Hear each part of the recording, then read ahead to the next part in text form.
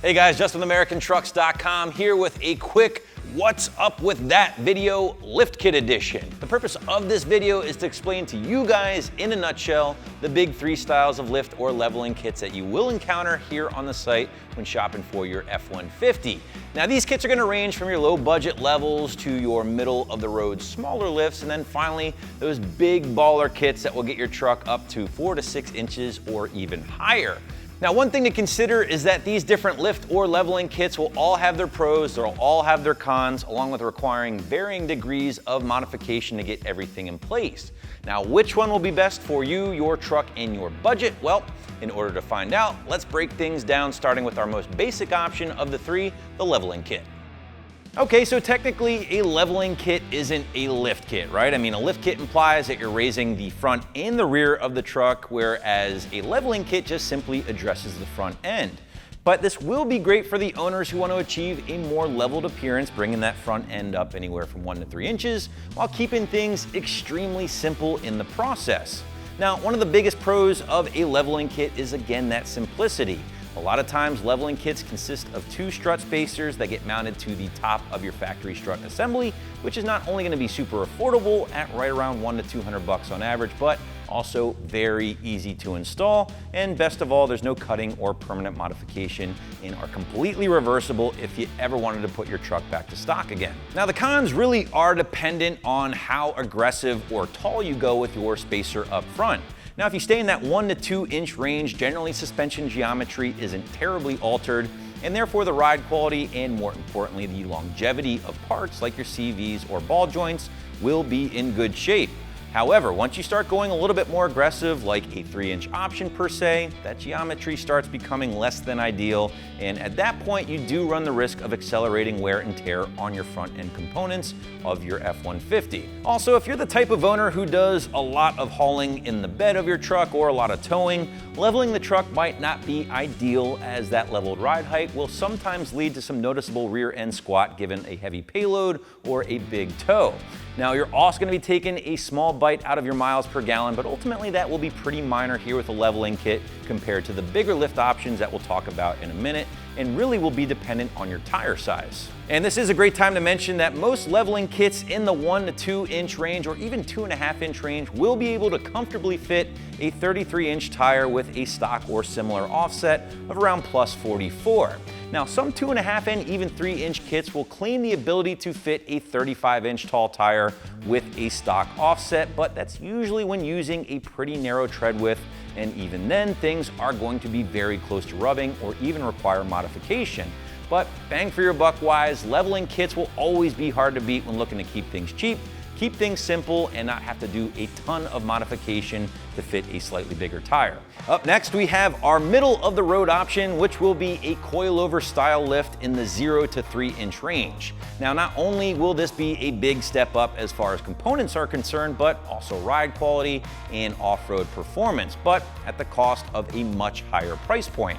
Now, companies like Fox, Icon, and Eibach all produce a variation of this style lift, which traditionally will include an adjustable coilover up front to replace that stock assembly, and in turn you will have the ability to raise the front end anywhere from 0 to 3 inches depending on your option. Now, on top of the coilover, a lot of times companies will even toss in a brand new tubular upper control arm along with a new ball joint assembly to help maintain better geometry and alignment for one, but also to allow for full movement or travel of that new coilover setup.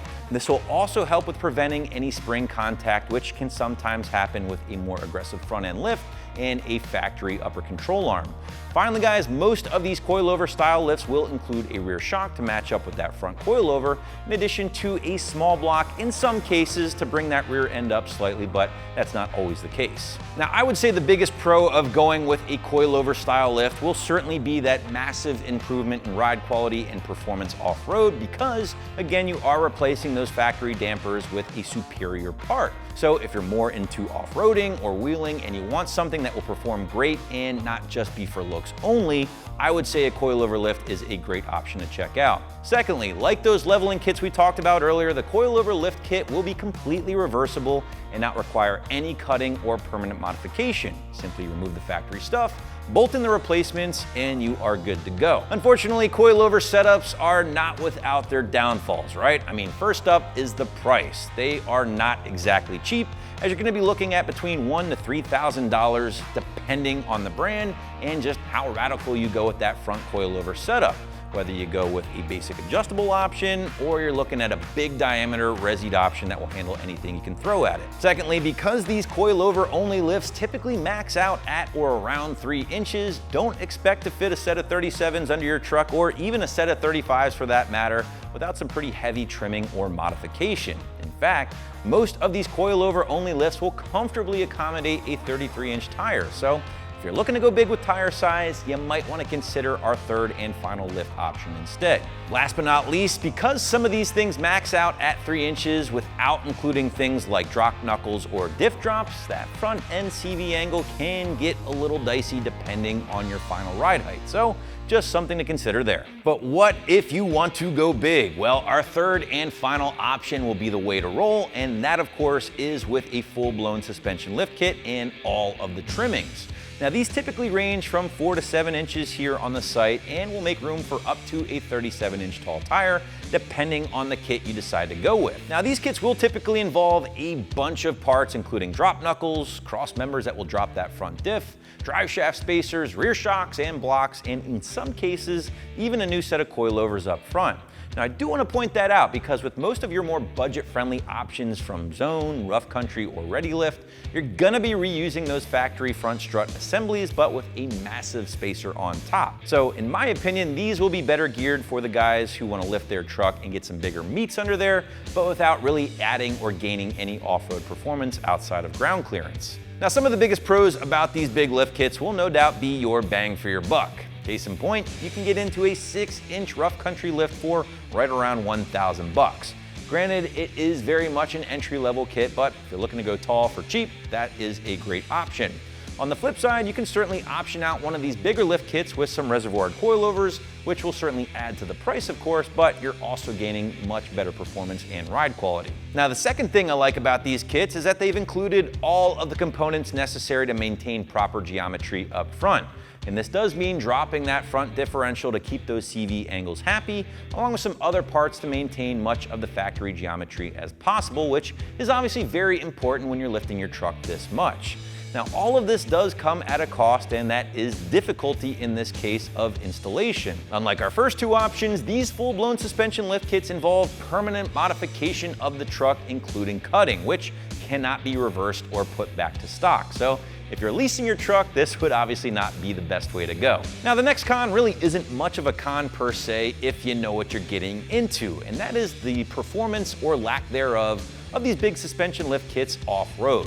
Now, sure, you are getting more ground clearance, which will inherently make your truck a little bit better off-road, but if you think bolting up a 6-inch Rough Country kit will magically transform your rig into a trophy truck, well, you're gonna be a little bit disappointed. Again, a lot of these kits do reuse the factory struts up front, along with massive blocks in the rear, which can ultimately lead to axle wrap, which together doesn't make for the best recipe off-road. However, if you're looking for appearance with a big old set of tires, this really is the best way to go. Well guys, we hope you enjoyed this installment of What's Up With That, and hey, if you have any more questions about any particular modifications or categories you'd like us to tackle, feel free to fire away in the comments section. But in the meantime, I'm Justin. Thanks for watching, and for all things F-150, keep it right here at AmericanTrucks.com.